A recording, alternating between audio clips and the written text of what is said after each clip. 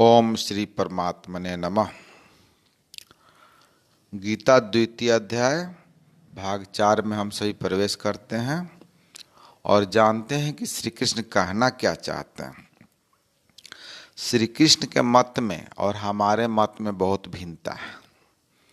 जिस तरह हम सभी अज्ञानी हैं, उसी तरह अर्जुन भी अज्ञानी था।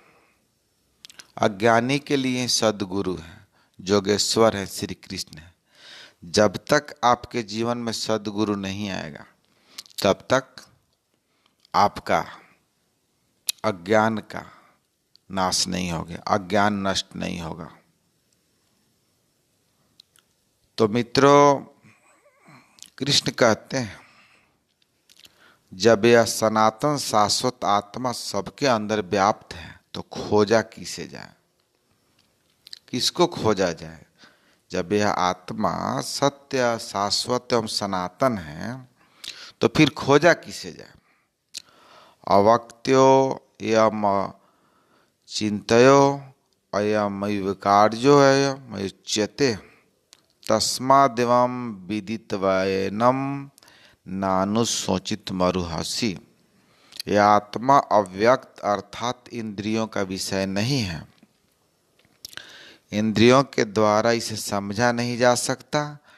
जब तक इंद्रियों और विषयों का संभोग है तब तक आत्मा है तो, किंतु उसे समझा नहीं जा सकता।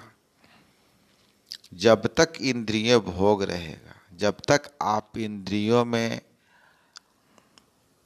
लगे रहेंगे, भोगों में लगे रहेंगे, विषयों में लगे रहेंगे, तब तक आप इसे समझ नहीं पाएंगे। वह अचित्य है। जब तक चित्त और चित्त की लहर है तब तक वह शाश्वत है। जब तक चित्त और चित्त की लहर है तब तक वह शाश्वत है तो, किंतु हमारे दर्शन उपभोग और प्रवेश के लिए नहीं है। अतः चित्त निरोध करें, चित्त का निरोध करना होगा, तभी आप उसको जान पाएंगे। पहले श्री कृष्ण बताए हैं कि असत वस्तु का अस्तित्व नहीं है और सत्य का तीनों भाव में, तीनों कालों में अभाव नहीं है। वह सत्य है आत्मा। आत्मा ही अपरिवर्तनशील, शाश्वत, सनातन और अव्यक्त है। तत्वदर्शियों ने आत्मा को इन विषयों गुणधर्मों से युक्त देखा।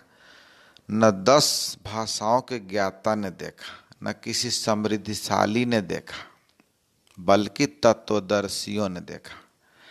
आत्मा को देखने के लिए, आत्मा रूपी तत्व को जानने के लिए, सत्य को जानने के लिए किसी भाषा का ज्ञान होना और ना ही समृद्धिशाली और शक्तिशाली होना जरूरी है। श्री कृष्ण ने आगे बताया कि तत्व है परमात्मा। मन के निरोध काल में साधक उसका दर्शन और उसमें प्रवेश पाता है।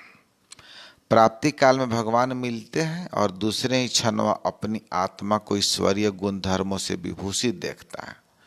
वह देखता है कि आत्मा ही सत्य, सनातन और परिपूर्ण है।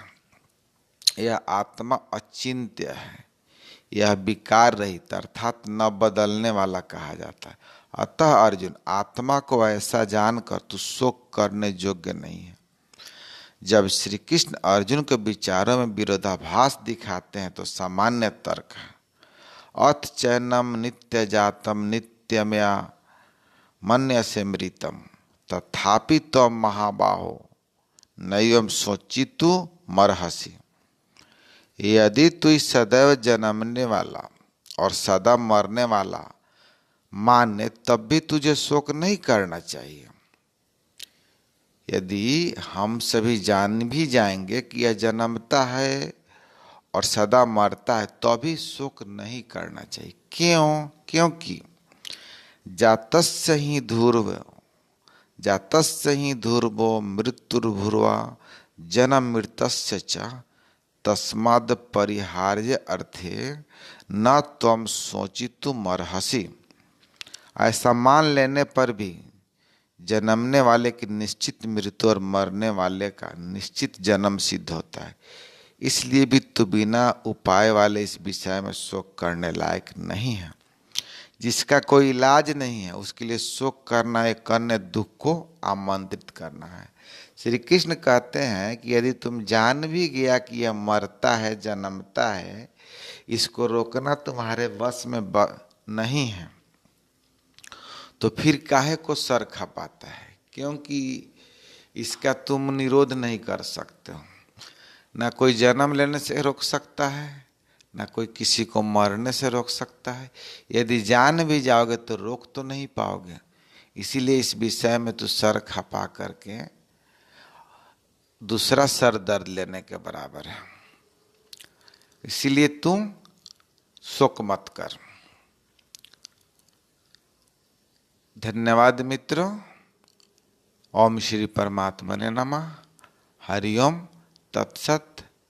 हम लोग इसके बाद फिर गीता के द्वितीय अध्याय भाग 5 में चर्चा करेंगे अगले वीडियो में।